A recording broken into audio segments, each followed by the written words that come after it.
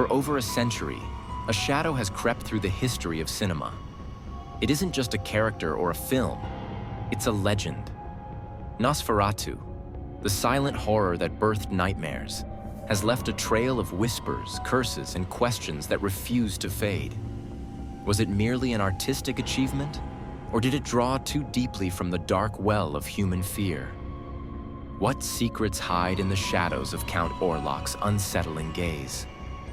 Tonight, we unravel the haunting mysteries of Nosferatu, from its cursed production to the eerie new adaptation bringing the shadow into the modern age. But be warned, some stories linger long after the final frame. In 1922, Nosferatu crept onto the screen as one of cinema's earliest horror masterpieces, cementing its place as a cornerstone of the genre.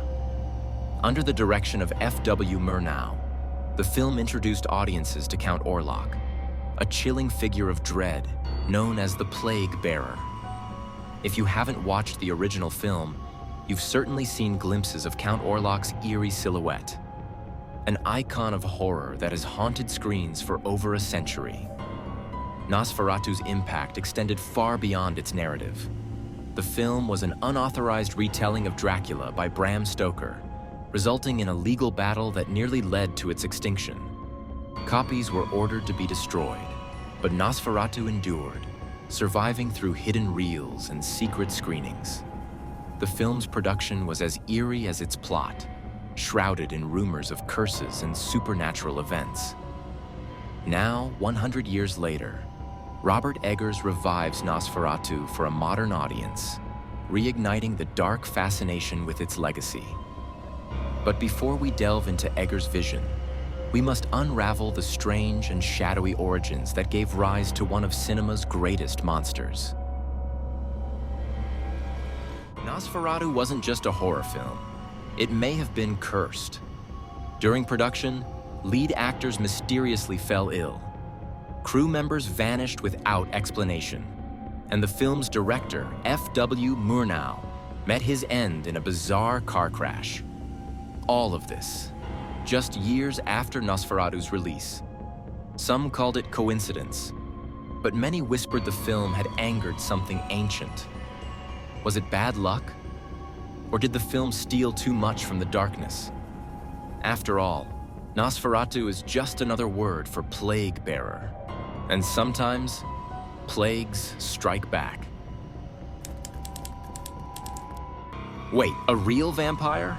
Max Schreck's role as Count Orlok, or Nosferatu, was terrifyingly convincing. But here's the part that'll send chills down your spine. Crew members believed Schreck wasn't acting. Behind the scenes, whispers spread like wildfire. Schreck was reclusive, avoiding sunlight and refusing food on set. And his name? Schreck, which means terror in German. A strange coincidence? Or something more sinister? Even more unsettling. No one could explain his life outside the film. Some claimed he vanished into the shadows after the camera stopped rolling. Others argued that Nosferatu was the only trace of him. So here's the chilling question. Was Count Orlok merely a character? Or was Max Schreck the real vampire hiding in plain sight? A fiction vampire or a real vampire? What if Count Orlok from the Nosferatu movie wasn't just a work of fiction? In the shadowy corners of Eastern Europe, ancient legends speak of a nobleman who bore an eerie resemblance to Orlok. Pale skin, a hunched back, and eyes that could pierce through the darkest night. Locals whispered that he drank blood, and his presence was a curse. His crypt, sealed with iron, was a grim reminder of his dark reign. But here's the chilling truth. Twice, it's been found open, as if something or someone had clawed its way out. Some say Nosferatu wasn't just inspired by myths. It was a warning. A warning that Count Orlok might not have been a creation, but a reflection of something real. And if he truly existed, what if, just maybe, he's still out there, lurking in the shadows, waiting for the right moment to emerge from the dark once again? Nosferatu almost disappeared entirely, slipping into the shadows of forgotten cinema. After its release, Bram Stoker's estate took legal action against the filmmakers, accusing them of unauthorized adaptation. The court ruled in favor of Stoker's estate and ordered all existing copies of the film to be destroyed. Yet, like a vampire refusing to die, some reels survived, hidden away in private collections or rediscovered in archives years later.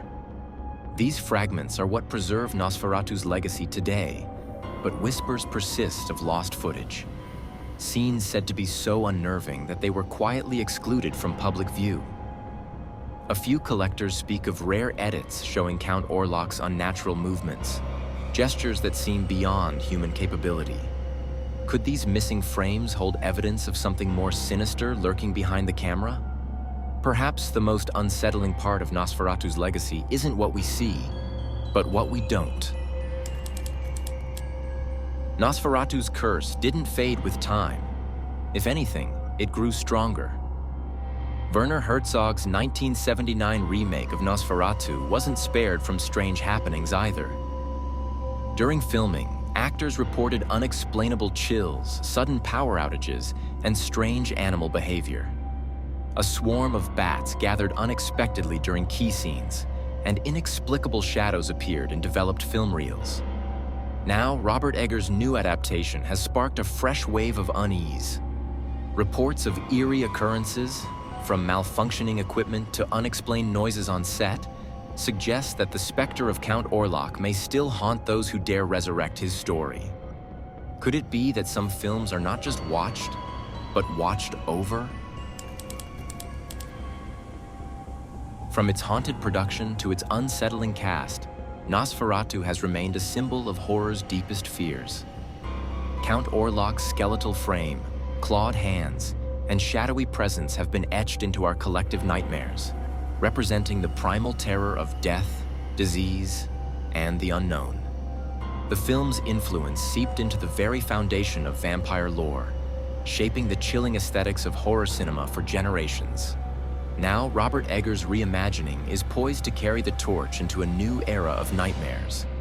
His meticulous attention to historical authenticity and psychological dread promises a version of Nosferatu even darker and more unnerving than before. But with every retelling, questions resurface. Do stories like this persist because of our fascination with fear, or because they speak to something deeper? And here's the lingering thought.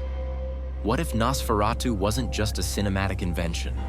Could the real shadow of Count Orlok be waiting, watching, ready to rise again?